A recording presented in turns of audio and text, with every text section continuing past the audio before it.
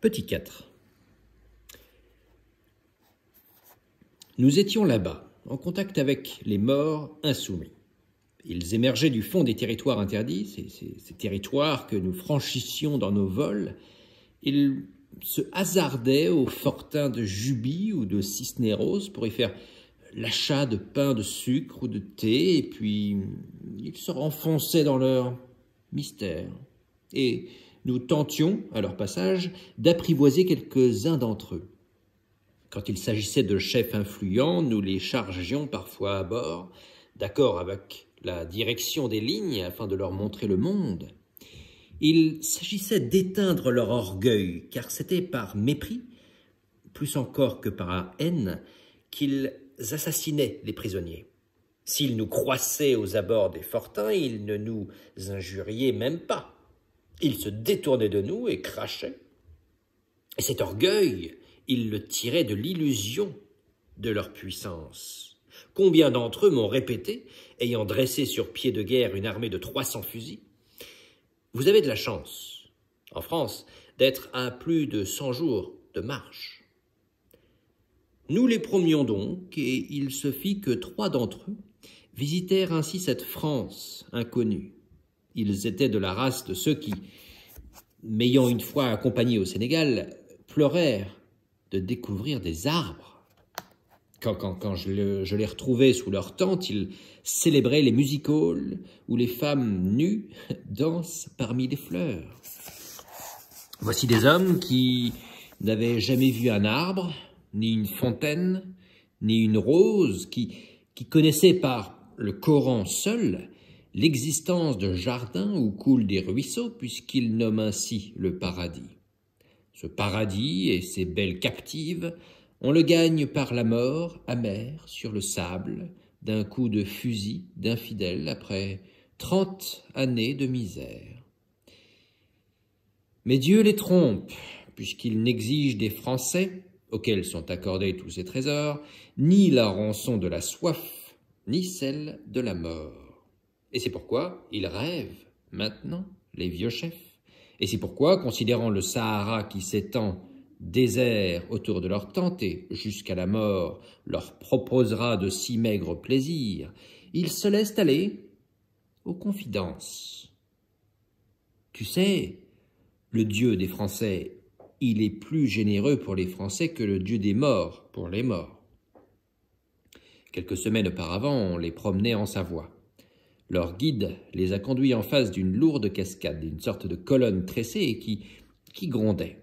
« Goûtez !» leur a-t-il dit. Et c'était de l'eau douce. L'eau, combien faut-il de jours de marche ici pour atteindre le puits le plus proche? Et, si on le trouve, combien d'heures pour creuser le sable dont il est rempli, jusqu'à une boue mêlée d'urine de chameau? L'eau, à Cap-Juby, à Cisneros, à Port-Étienne, les petits des morts ne quêtent pas l'argent, mais une boîte de conserve en main, ils quêtent l'eau. Donne un peu d'eau, donne, si tu es sage. L'eau qui vaut son poids d'or, l'eau dont la moindre goutte tire du sable l'étincelle verte d'un brin d'herbe. S'il a plu quelque part, un grand exode anime le Sahara. Les tribus montent vers l'herbe qui poussera 300 kilomètres plus loin, et cette eau, si avare dont il n'est pas tombé une goutte à Port-Étienne depuis 10 ans, grondait là-bas, comme si d'une citerne crevée se répandaient les provisions du monde. « Repartons !»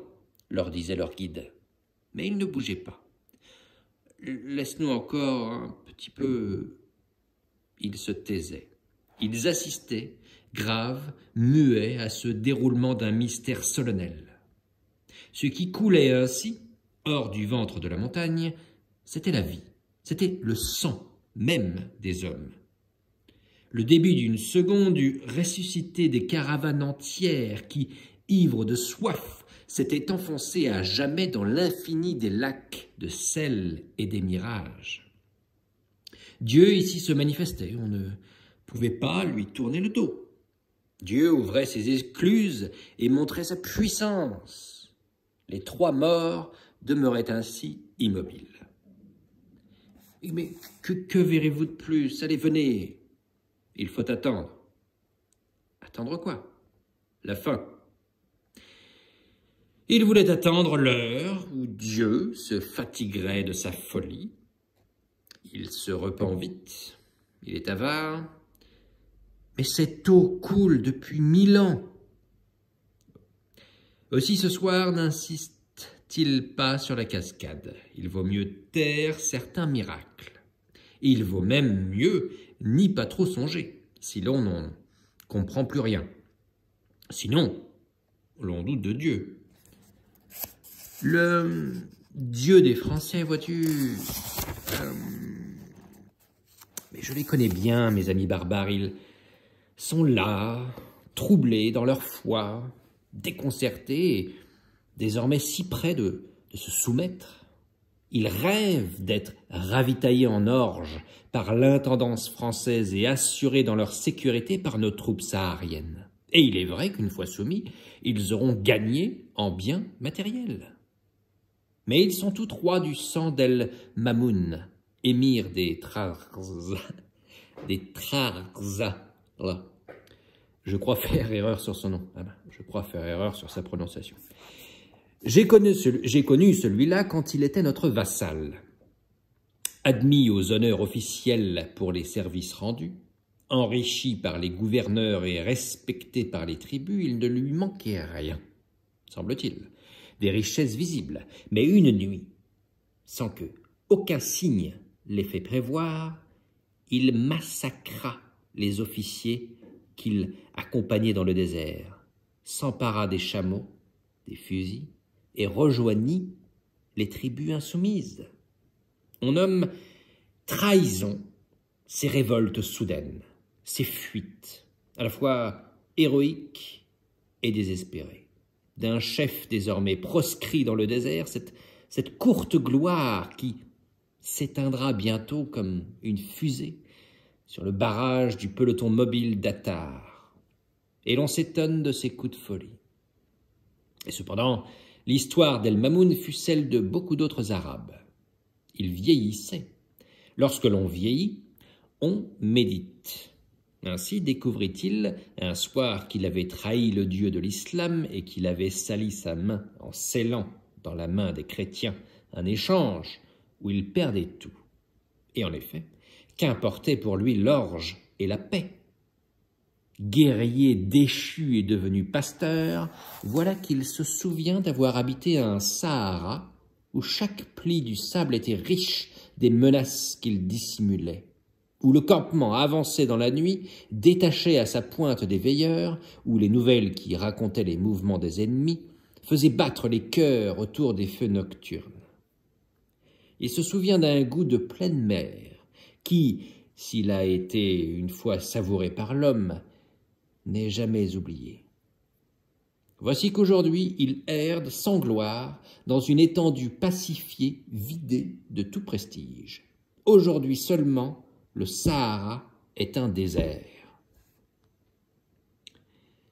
Les officiers qui l'assassinera, peut-être les vénérait-il. Mais l'amour d'Allah passe d'abord. Bonne nuit, El Mamoun. Que Dieu te protège. Les officiers se roulent dans leur couverture, allongés sur le sable, comme sur un radeau face aux astres. Voici toutes les étoiles qui tournent lentement, un ciel entier qui marque l'heure. Voici la lune qui penche vers les sables, ramenée au néant par sa sagesse. Les chrétiens bientôt vont s'endormir. Encore quelques minutes et les étoiles seules luiront. Alors, pour que les tribus abattardies soient rétablies dans leur splendeur passée, alors pour que reprennent ces poursuites qui seules font rayonner les sables, il suffira du faible cri de ces chrétiens que l'on noiera dans leur propre sommeil. Encore quelques secondes et de l'irréparable naîtra un monde. Et l'on massacre les beaux lieutenants endormis.